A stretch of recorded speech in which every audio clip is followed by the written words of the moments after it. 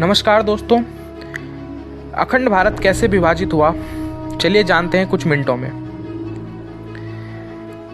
दोस्तों, भारत के प्राचीन काल का नक्शा देखा जाए तो वो एक दहाड़ते हुए सिंह की तरह नजर आता है, जिसे हम अखंड भारत का नक्शा भी कहते हैं। अखंड इसलिए क्योंकि समय के साथ भारत का कई भागों में विभाजन हुआ और कई भागों में बंट गया। पहले के समय में भारत 16 जनपदों में बटा हुआ था। आज तो ये सभी जानते हैं कि बांग्लादेश और पाकिस्तान तो भारत के हिस्से ही अलग हुए हैं, लेकिन क्या आपको पता है कि इनको मिलाकर करीब 20 से ज़्यादा देश भारत के से अलग हो चुके हैं।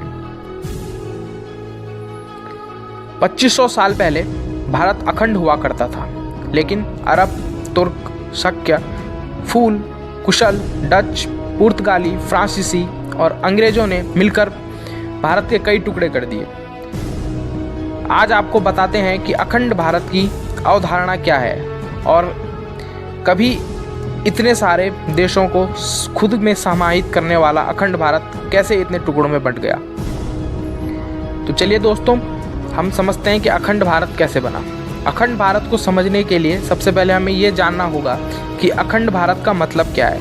तो दोस्तों, अखंड भारत का अर्थ है अविभाजित भारत, जिसका भौगोलिक विस्तार प्राचीन काल में बहुत विस्तृत था और इसमें वर्तमान अफगानिस्तान, पाकिस्तान, बांग्लादेश, श्रीलंका, म्यांमार, थाईलैंड शामिल थे।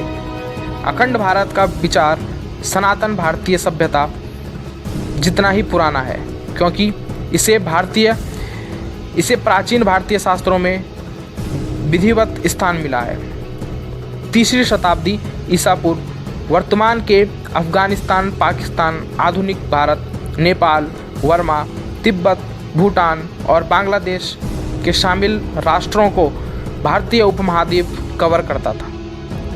बाद में कई स्वतंत्र राष्ट्रों में विभाजित किया गया था। ऋषियों के आश्रम में पले और युग पुरुषों की उंगली थमाकर चले वाला अखंड भारत की कहानी अपने आप में बहुत ही दिलचस्प रही है। दोस्तों, इतिहास का पहला पन्ना तब लिखा गया था जब मनुष्य ने दिन को समय और तारीख में बांटना नहीं सीखा था। आज मानचित्र में जैसी छवि है, भारत हमेशा से ऐसा नहीं था। अनेकों टुकड़ों में कटा हुआ था, जनपदों, महाजनपदों में बटा हुआ था। फिर जिन तक्षशिला में जन्मे एक प्रतापी राजा ने अपनी शिखा खोल दी और यहीं से भारत के अखंड राष्ट्र बनने का मार्ग भी प्रशस्त हो गया। दोस्तों, ब्रिटिश के भारत आने के बाद जो विभाजन हुए, उसमें पहला विभाजन अफगानिस्तान का था। रूस और ब्रिटिश सरकार ने मिलकर अफगानिस्तान का विभाजन किया था। ब्रिटिश और रूस की संधि को गंडामक संधि का नाम दिया जाता है। इसे राजनीतिक फायदे के लिए अलग किया गया था।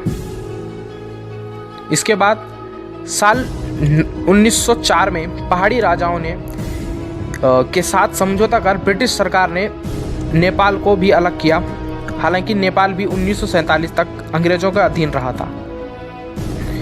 इसके बाद आज के चीन में आने वाला तिब्बत पहले भारत का ही हिस्सा था, लेकिन साल 1914 में तिब्बत को ब्रिटिश सरकार ने बफर स्टेट घोषित कर दिया, जिसके बाद चीन ने इसे अपने अधीन कर लिया।